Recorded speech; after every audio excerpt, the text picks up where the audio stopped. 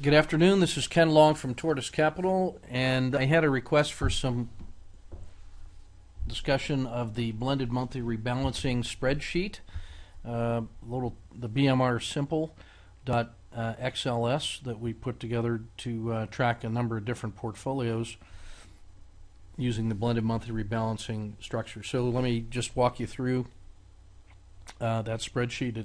This is as of August 4th, 2013. So across the bottom what we have are a number of tabs. ETF 13 is a 13 ETF portfolio. ETF 26 has this one actually has 32, but for macro reasons, the naming of a macro in Excel, I'm keeping it as the old name. But there's really about 33 ETFs in there. The Dow 30 is the Dow 30 Industrials, using the same lens as the other portfolios. There's Brown 4, which is the 4 recommendations of Harry Brown, the S&P, cash, treasuries, and gold. There's an ETF 200, which represents about 200 of the most liquid ETFs that cover the world market model. Then there's ETF Max, which is about 1,400 or 1,500 different ETFs. So I'll come back to ETF 13 and talk you through. This big blue button on the top that says Sort All BMR Portfolios. When you click that, what it'll do is sort each one of those subordinate portfolios 1 to N based on this rank column 1 through 13, which gives you the order of preference for owning these rascals. So this is as of August 4th, 2013. We're using Yahoo as the source of our data. And today's date, August 4th.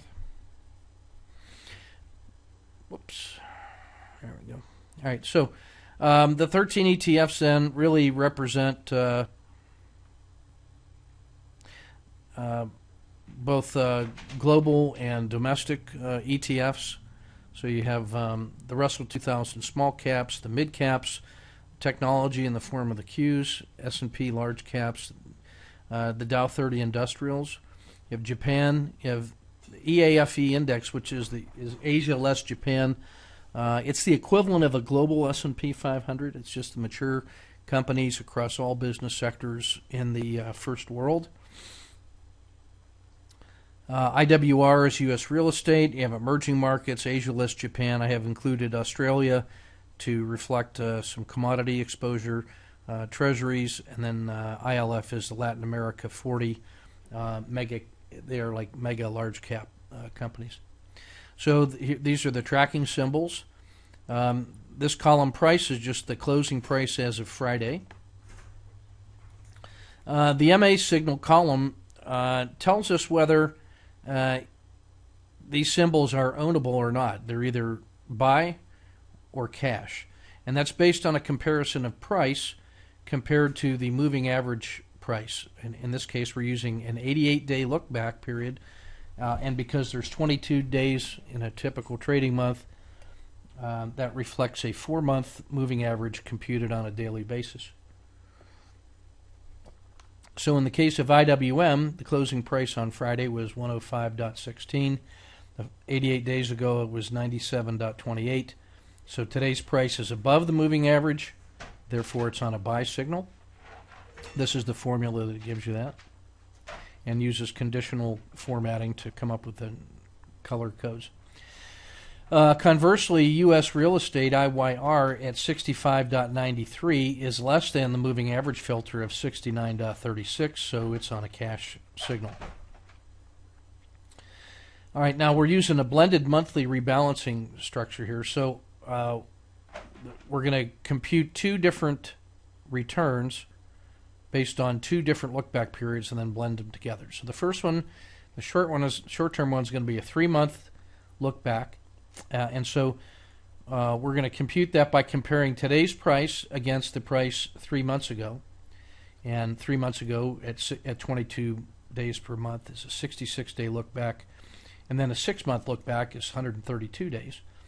So compared to 3 months ago, from 97.28 to 105.16, that is a 15.03% improvement or performance. And then compared to 6 months ago, IWM has returned 17.76%. Now we're going to blend those in the following way. We're going to take 70% of the 3-month performance plus 30% of the 6-month performance, and then add them together to get, in this case, 15.85. This is the formula that gets you that. We're going to do that for all of these symbols. And then we're going to rank them from best blended performance to the worst blended performance and assign that a rank value of 1, in this case to 13. And this is the formula that gives you that automatic ranking score. So on that basis, we now have computed a 1 to n list, and in our current version of blended monthly rebalancing, we want to run this every month and own the top 3. So what we would do is we would run the numbers, rank order them, and then own for the month ahead the top 3, provided that they were on a buy signal. If one of these was on a cash signal, then that portion of the portfolio would go into your short-term cash equivalent. Now this section over here that says ETF replay ranking methodology, ETFreplay.com has their own back testing and ranking methodology. They use a slightly different formula for blending their numbers. What they do is they first compute the 1 to n list for each of these look back periods, and then they rank them 1 to 13. And then they do the 70% and 30% blend of the 2 ranking numbers rather than of the performance numbers. And then that gives you a blended number, which is computed or converted to a ETF replay ranking. And this column delta shows where their method and my method differ. And so in these two, DIA and EWJ, ETF replay ranks that as a 6, whereas I rank it as a 5. And ETF replay ranks EFA as a 6. I'm sorry, as a 5, and I rank it as a 6. In my opinion, my method works better and more accurate. I don't know. It's just a matter of taste. But to me, DIA is better than EWJ because its blended performance numbers are higher.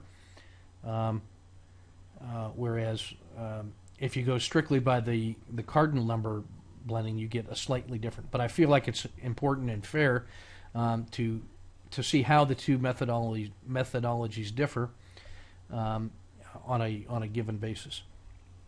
So that's ETF 13. ETF 26 is really the original 13 plus a number of additional ETFs plus the XL sector spiders, XL series sector spiders. But the organization of the spreadsheet works exactly the same.